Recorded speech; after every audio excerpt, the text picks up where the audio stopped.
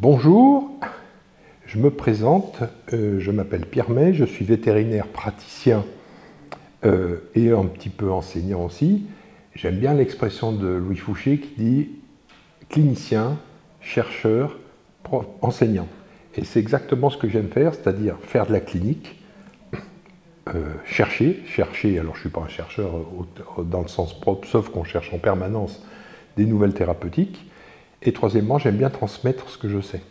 Donc je suis vétérinaire praticien depuis 50 ans, c'est ma 50e année de travail. Je suis situé en région Rhône-Alpes et plus exactement en Haute-Savoie.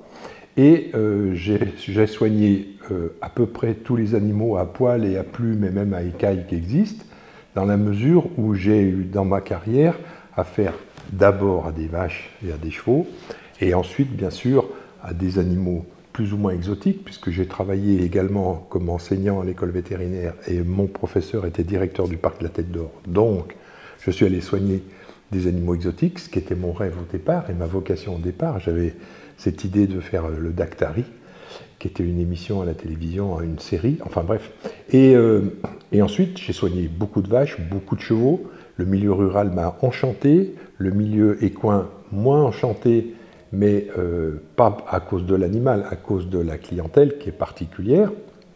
Mais j'ai appris énormément de choses avec les chevaux, et j'aime bien l'expression de mon professeur d'ostéopathie, qui est décédé maintenant, Dominique Gignot, qui disait « Les chevaux m'ont dit, tout ce que je sais, c'est les chevaux qui me l'ont dit ». Et en ostéopathie, c'était le meilleur ostéopathe du monde, Dominique, et c'est tout à fait raison. Il avait tout à fait raison de dire que c'est les animaux qui nous apprennent les choses, bien sûr, transmis par les maîtres, par les cavaliers, par les clients, etc. Et donc voilà, j'ai soigné à peu près toutes les bestioles qui existent.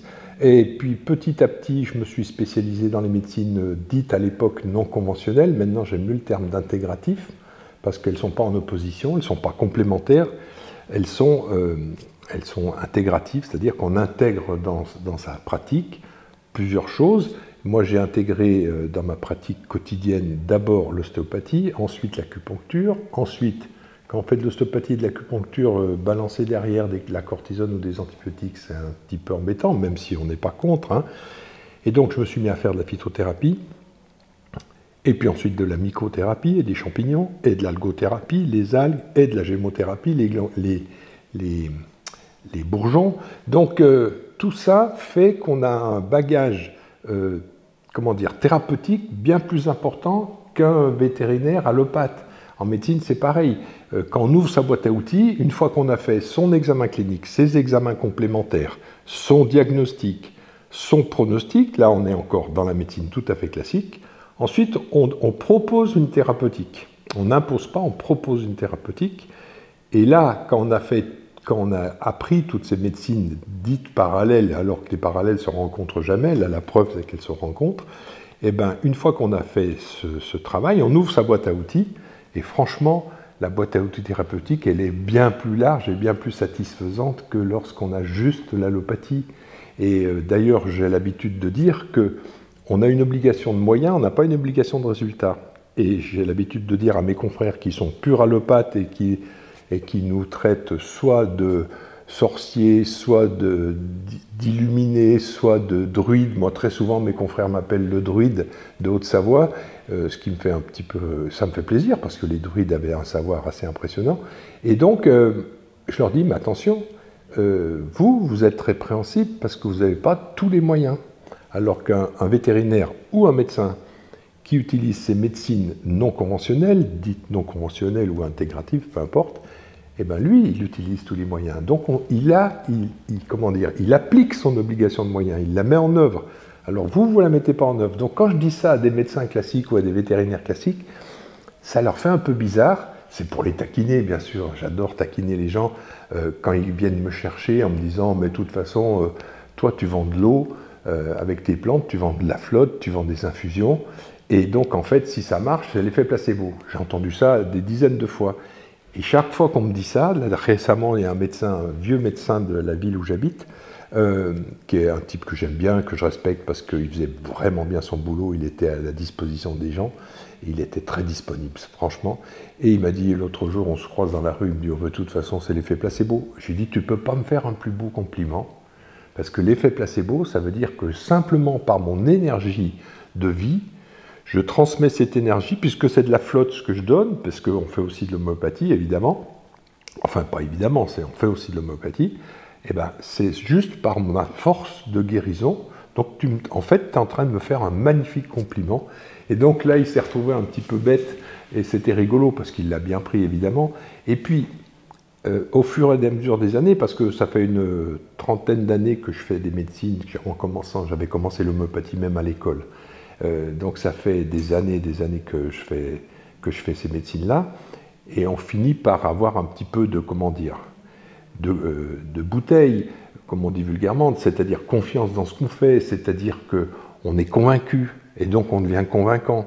Et finalement, on a une force de conviction qui est apportée par tous les retours qu'on a. Et c'est pour ça que c'est très important de suivre ces cas dans ces types de médecine plus qu'ailleurs, parce que, c'est-à-dire on ne balance pas son traitement puis on dit ben, on se revoit dans 6 mois. Non, non, dans une semaine je vous rappelle, dans une semaine je vous envoie un mail ou un SMS pour vous demander comment ça va, ou vous, s'il y a un problème, vous m'appelez, vous m'envoyez un mail, je réponds à mes mails tous les jours, je réponds à des mails et en général dans les 48 heures. C'est un peu lourd, mais c'est le contrat de confiance, j'allais dire. Et c'est comme ça qu'on avance, et c'est comme ça qu'on a des retours, et c'est comme ça qu'on prend confiance. Moi, ce qui me frappe beaucoup dans les jeunes générations de médecins, comme de vétérinaires, comme d'autres soignants, c'est on leur a instillé la peur, on leur a instillé le manque d'audace, on leur a instillé surtout, ne faites pas ça parce que vous allez faire taper dessus, attention, vos clients vont vous attaquer, attention, votre ordre professionnel va vous mettre au banc. Et c'est vrai qu'on voit des choses comme ça, en médecine humaine beaucoup, en médecine vétérinaire un peu moins. Et nous, l'énorme avantage qu'on a en médecine vétérinaire, c'est vraiment, je dis à tous les jeunes, je dis mais profitez de cet avantage-là, c'est qu'on fait un peu ce qu'on veut.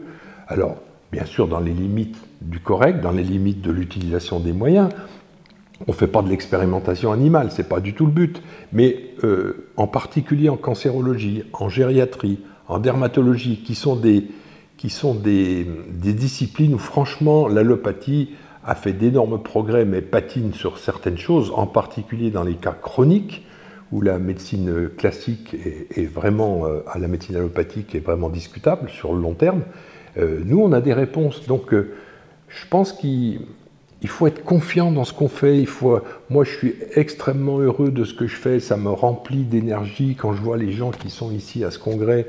J'ai fait des rencontres extraordinaires avec des gens qui croient ce qu'ils font, qui se font attaquer, mais ils continuent, qui se font mettre au banc de la société des médecins. Les vétérinaires, beaucoup moins, mais on se fait comment dire, chahuter, ridiculiser, etc. Mais franchement, ça vaut le coup d'y aller.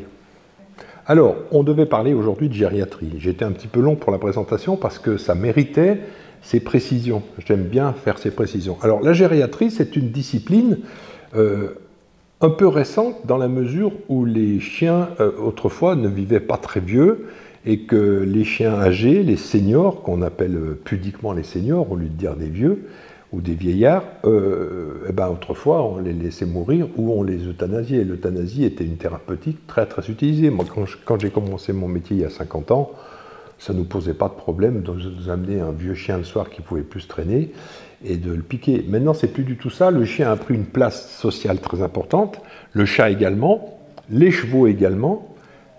Pour les vaches, la gériatrie des vaches, franchement, on n'en fait pas beaucoup. La gériatrie des moutons, la gériatrie des animaux de rente, comme on dit, on ne la fait pas beaucoup. Mais par contre, parce que c'est des animaux qui ont une vie économique courte, mais par contre, les animaux de compagnie, et même les animaux, les NAC, les nouveaux animaux de compagnie, donc les reptiles, les oiseaux, les rongeurs, etc., ils vieillissent beaucoup plus longtemps. Ça veut dire quoi? Ça veut dire que s'ils vieillissent plus longtemps, c'est qu'on s'attache de plus en plus à eux. Et il y a tout ce phénomène en gériatrie affectif du chien qui est en fin de parcours, qui très souvent nous est une image de ce qu'on sera plus tard si on n'est pas déjà vieux. En fait, quand on est senior, c'est ce qui est mon cas, on comprend beaucoup mieux les chiens âgés et leurs difficultés à se mobiliser, à se mouvoir, leurs difficultés à être en contact, leurs troubles de cognition. Et en gériatrie vétérinaire, on retrouve exactement les mêmes pathologies qu'en gériatrie humaine. Par exemple, la maladie d'Alzheimer est décrite chez le chat. Elle n'est pas décrite chez le chien, mais la démence sénile existe. Et donc il faut savoir qu'en gériatrie, on a beaucoup de choses à proposer en phytothérapie, en micronutrition, en médecine intégrative, en acupuncture également.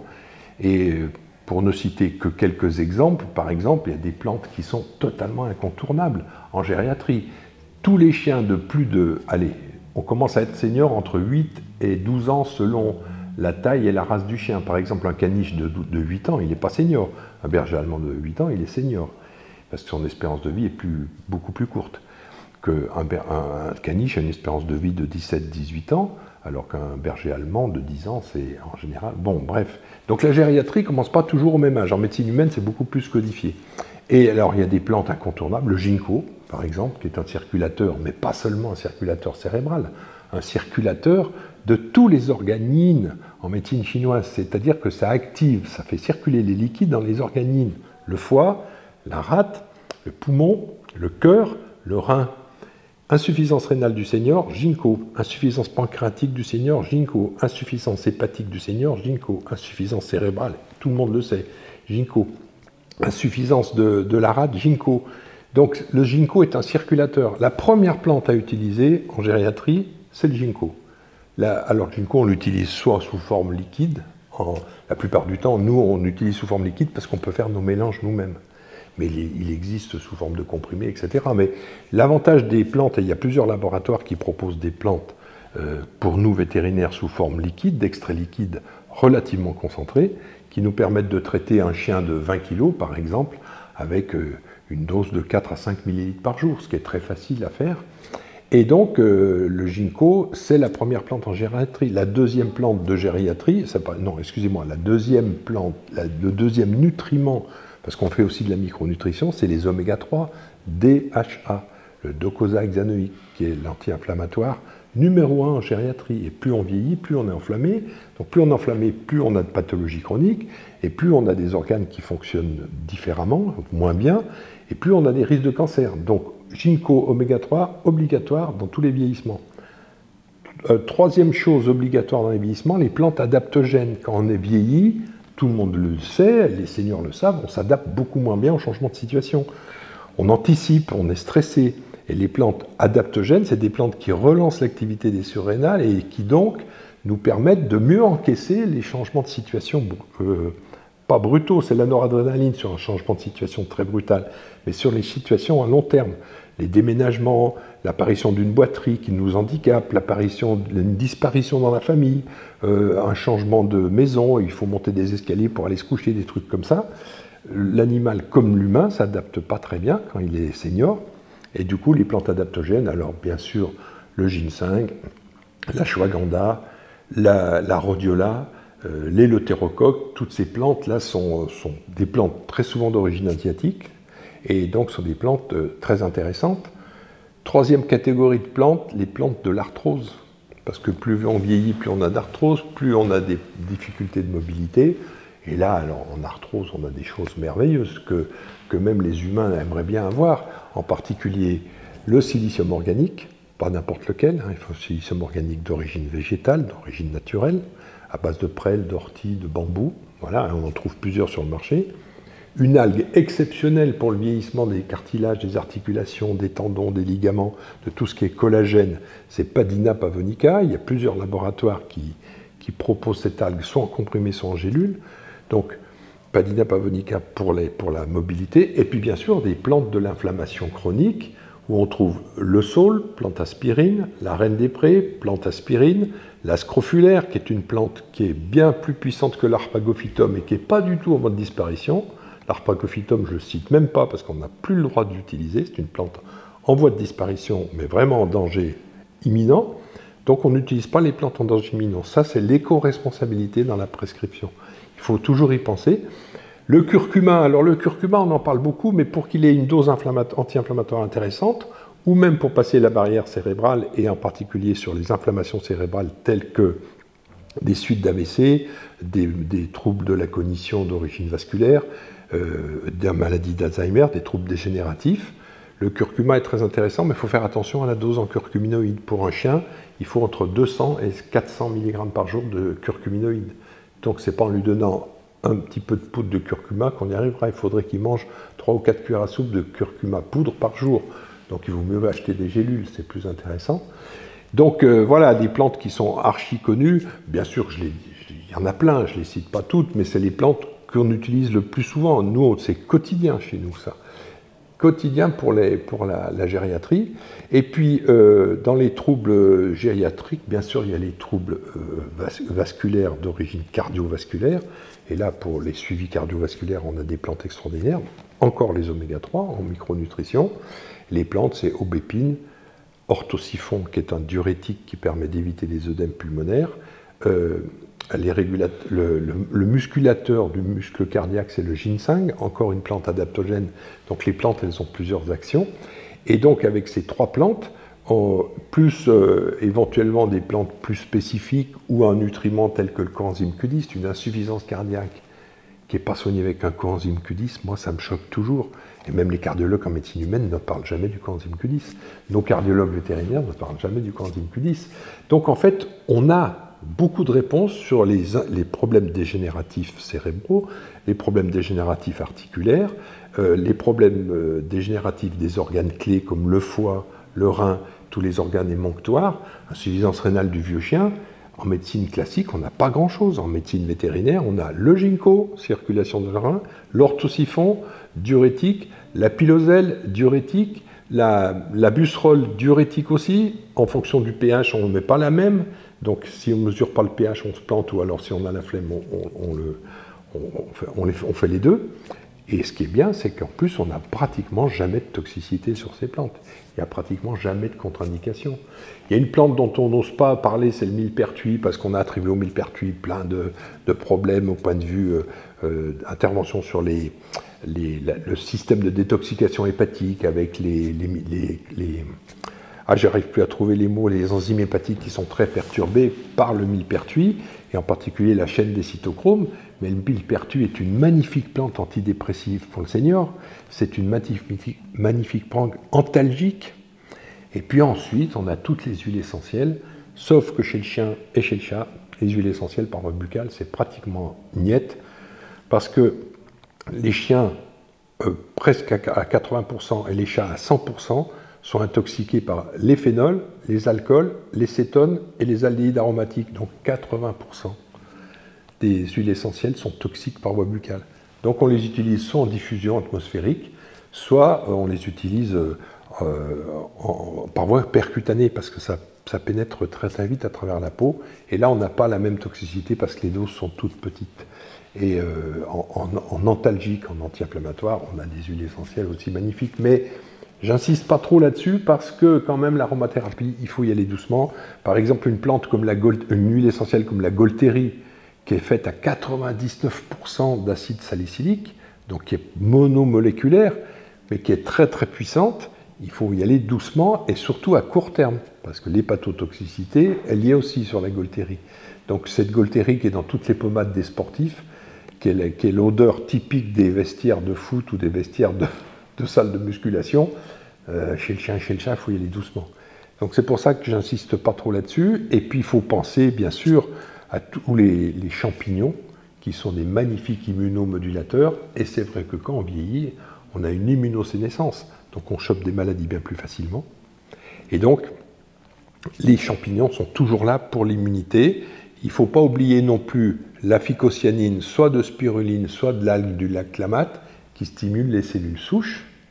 Et puis, je finis par la plante obligatoire pour les vieillissements de tous les tissus, c'est l'astragale. L'astragale, c'est une plante qui empêche les télomères de se raccourcir plus vite, qui stimule la télomérase, c'est-à-dire l'enzyme qui reconstitue les chromosomes, les petits capuchons qui sont au bout des chromosomes. Donc, au lieu d'avoir des cellules qui se multiplient 25 à 26 fois de cycle cellulaire, on gagne 25% de multiplication cellulaire en plus. Et donc, on peut vieillir 25% plus longtemps si on prend de l'astragale. Donc, moi j'ai un mélange que je donne à tous les chiens âgés, c'est le mélange gaga. Pour ne pas devenir gaga, c'est facile, c'est ginkgo, astragale, ginseng, ashwagandha. Et avec 4 plantes, on a le mélange gaga. Donc je donne des noms à mes mélanges comme ça parce que ça m'amuse et puis parce qu'on s'en souvient. C'est un moyen mnémotechnique Donc voilà, moi je suis plante gaga. Donc après cette plante gaga, je vous dis au revoir, et grâce à ces plantes, on va éviter de devenir gaga, et nos chiens vont éviter de devenir gaga. Donc franchement, la plupart de mes clients me disent à la fin de la consultation de gériatrie, est-ce qu'on peut prendre les mêmes choses, docteur? Et je leur dis, bien sûr, vous pouvez prendre les mêmes choses, mais ce n'est pas moi qui vous les prescrire, je ne suis que vétérinaire.